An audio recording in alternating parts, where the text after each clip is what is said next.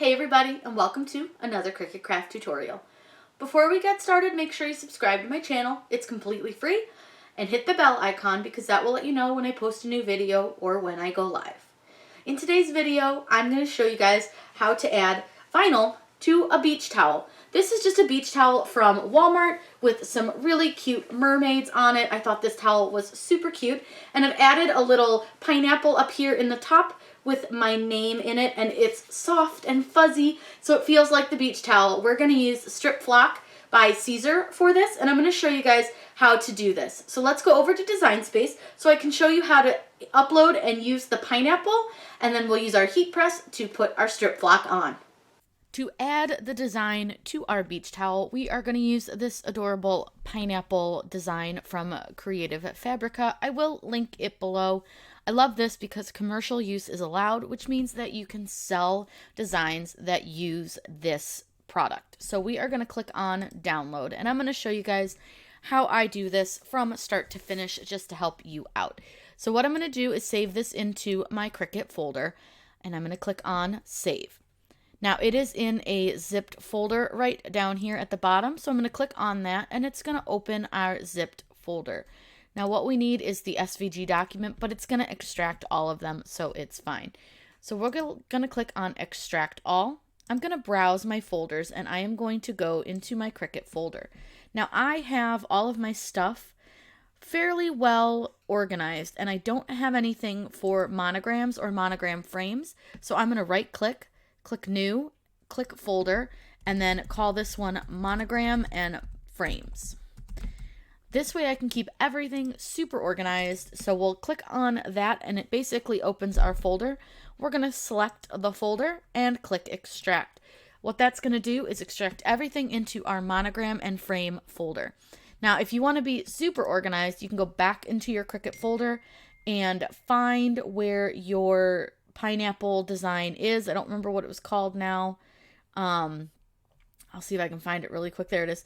You can actually take your zipped folder and drag it up into your monogram folder, and that way it just kind of keeps everything kind of clean in your main folder here. So I'm just going to do that, and what you can even do in here is just put another folder in here that just says zipped, and that way it just keeps everything out of the way and nice and neat. So now what we'll do is we'll go to our Cricut Design Space. We're going to click on Upload, click Upload Image, and then Browse. And you'll go into your Cricut folder, click your monograms, and then you'll choose the SVG. Now this is going to give us all of them. Don't worry, we can totally get rid of what we don't want. Click on Save. I'm going to go ahead and click Insert My Images. Super easy to do. And I'm going to make this a little bit bigger so it's easier for you guys to see. Now you can see that they are all grouped over here. A group is just basically how the SVG is set up. So to get rid of stuff that we don't want, I'm going to go ahead and click on Group. And I'm just going to remove the pineapples that we don't want because I don't really like these ones. They're not what I'm going for. We're going to use this one right here because I think it would be really cute to put the entire name. So let's go ahead and just get rid of all our pieces parts. So this is the pineapple that we are working with today. I'm going to make it much, much bigger just so we can see. I can't guarantee he'll stay this big, but this is what we're going to do. We're going to go ahead and add a name, and I'm just going to use mine, and you should really do all these ones in caps. It just looks a little bit better, but it doesn't really matter. You do whatever you want. You can do a script font. You can do all caps. You can kind of just do whatever you want to do. So we are going to go ahead and do that. Now what you want to do is find a font. You can use any font that you want. It doesn't matter. Whatever tickles your fancy when you do this. So you could do a script like this if you wanted to. You can do a blocky font. You could do any font that you want. I think this one's kind of cool. So what you'll do is stretch it out so that it fits within the pineapple, and you can have it stick out on the sides if you want it to. You can have it match exactly. If you'd like it to be more tall and thin, you can unlock it and slide it and kind of play with it so that it fits. Oops, and I always grab the darn pineapple, not the word. That's okay. So we'll just kind of play with it a little bit. I like mine to kind of take up as much space as possible inside of my design. I think that looks pretty cute.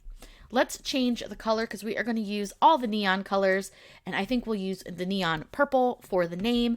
We will use neon yellow for the main part and the neon green for the leaves of our pineapple. Now we're going to need to size this down. I'm going to need to double check my measurements before I size this. So I'm going to go do that really quick and then we'll be right back. We've got about 8 inches tall to work with. So we are going to size this down a bit. All I've done is selected the entire design and then just used the little arrow in the lower right hand corner to size it.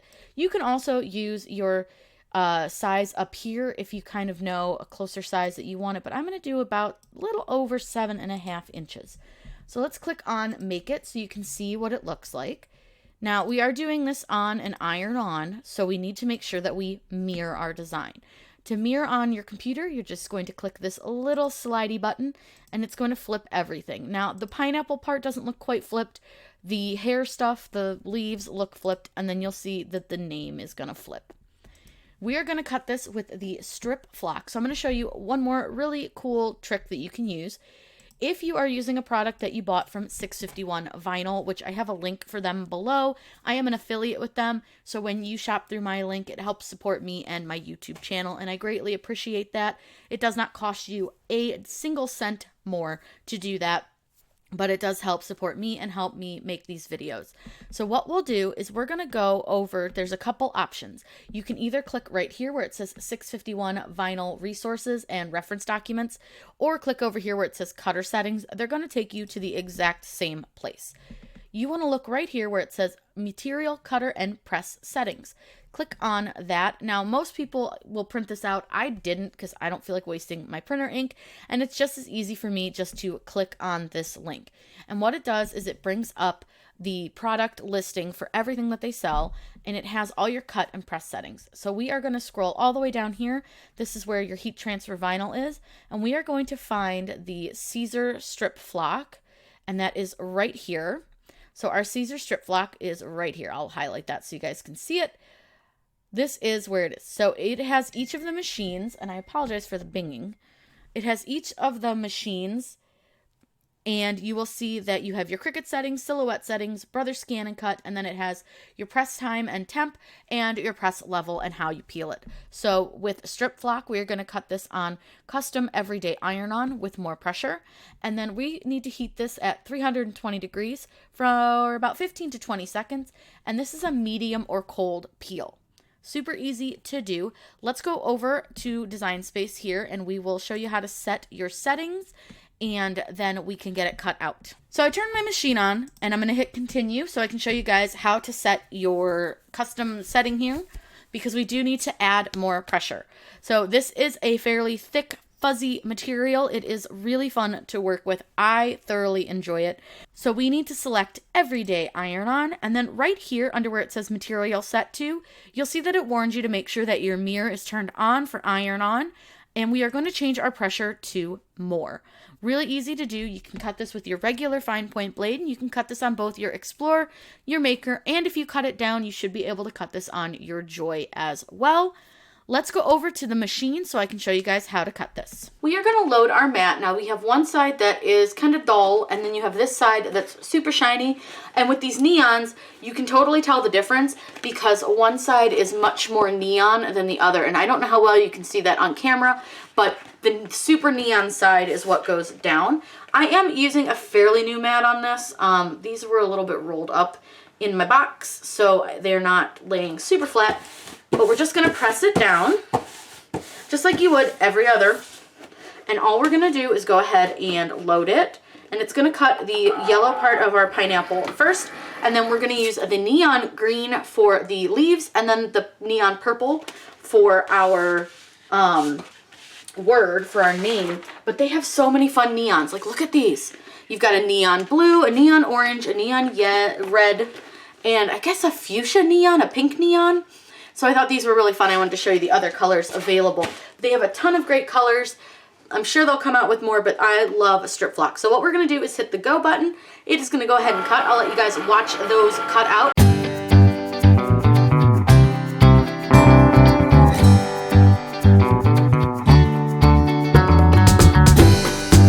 We're ready to apply our pineapple. I have my heat press set to 320 degrees, and I have a pressing pillow under my beach towel. This just helps give a better press so that you can easily get these to stick. So now here's the thing with strip flock.